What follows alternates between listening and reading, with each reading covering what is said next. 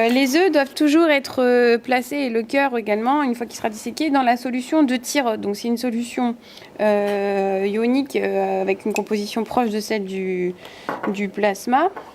Donc il faut qu'il mélange les deux composants de la solution. Il y a écrit B sur le tube et A plus calcium, parce que c'est la solution témoin avec du calcium, sur la bouteille. Donc ils mélangent. Voilà. Et donc ça sera leur solution témoin qu'ils utiliseront durant tout le TP pour donc rincer les différentes conditions expérimentales ou tout simplement mesurer la fréquence cardiaque dans les conditions témoins. Donc il y a des bains-maries, il y en a au moins 2, 3 sur les différentes paillasses. Donc les étudiants doivent vraiment vérifier qu'ils remettent leur solution à chaque fois pour qu'elle soit toujours maintenue à 37 degrés. Donc ça c'est le tube témoin. Et ensuite il y a des solutions expérimentales donc, qui sont mises sur le chariot. Donc ça c'est la solution d'acétycholine. Donc quand ils en auront besoin, ils les mettront au chaud parce que c'est pas très stable, donc il faut pas la faire chauffer trop vite. Pareil ici, vous avez les solutions sans calcium. Donc déjà les solutions A et B ont déjà été mélangées, donc ils ont juste à la faire chauffer pour l'utiliser.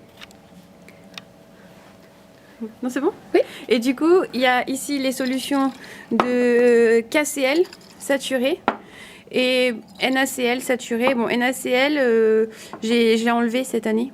Mais KCl, il y en aura besoin à la fin. Il faut savoir que c'est en général fatal pour le cœur. Il s'arrête de battre, donc c'est pour ça que c'est fait en dernier. Voilà, donc s'il y a encore besoin de solutions de calcium test, il y en a ici sur le chariot. Alors pour les œufs, il faut déjà qu'ils préparent la coquille. Donc on va mettre du scotch sur la partie supérieure de l'œuf, de la coquille. Donc on met à peu près 2 bandes de scotch dans la longueur. Ici. Bon, normalement je devrais mettre des gants, mais là pour éviter de masquer. Ensuite, on va faire un petit trou à l'avant de l'œuf. Donc là, il a un profil effilé vers l'avant. Donc on fait un petit trou qui correspond en fait à la chambre à air de l'œuf. Donc là, l'œuf, il faut quand même éviter de le péter entre les mains. Donc voilà, il faut essayer de retenir un peu. Et ensuite, on prend des ciseaux et on va partir. Non, pas tout de suite. On va prendre une seringue, voilà, ici, pour essayer d'aspirer un petit peu du blanc d'œuf. Pour essayer de le faire, de diminuer le niveau de blanc d'œuf. Comme ça, quand on va ouvrir, on ne va pas donner de coups de ciseaux sur l'embryon. Donc voilà, là je me place pour essayer d'aspirer le blanc et pas le jaune. Donc on enlève au moins 2,5. Voilà. Et après, donc il y a normalement un petit pot en face pour les déchets. Je reviens. Là. Ah oui, le pot.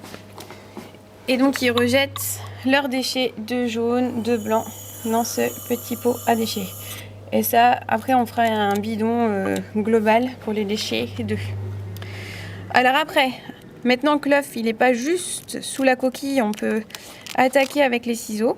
Donc on va faire une petite fenêtre, voire une grosse fenêtre, pour essayer donc de visualiser si l'embryon est bien là déjà. Bon, là je vois du sang, donc c'est bon signe. Et il est là. Donc on a peut-être attaqué un petit peu les annexes embryonnaires. Donc là on voit le système extra embryonnaire de circulation et l'embryon qui a l'air de bouger, donc il est bien. Alors ils vont prendre une boîte de pétri. Voilà, une petite cuillère. Et ils vont aller à la pêche à l'embryon. Donc les annexes peuvent empêcher de retirer l'embryon. Donc on va, si nécessaire, les couper. Voilà. Et là, on va placer notre petit poulet dans la cage. Donc ils ont des pinces fines pour essayer dans un premier temps d'enlever donc les annexes, notamment il y a une petite membrane donc de l'amnios qui l'entoure. Donc il faut qu'ils essayent, voilà, de l'enlever. Et donc là, bon, c'est sûr qu'à ce grossissement-là, c'est difficile de le voir. On a un petit point ici, juste sous la tête, rouge, qui bat. Donc ils doivent se mettre sous la loupe. Et donc là, ils peuvent déjà mesurer la fréquence cardiaque. Donc il y en a un qui prend son chronomètre et l'autre qui va calculer le nombre de battements pendant 30 secondes ou pendant 1 minute dans l'embryon. Pour l'instant, on n'a pas enlevé l'œuf, le cœur de l'embryon. Donc ça, c'est pour la première étape.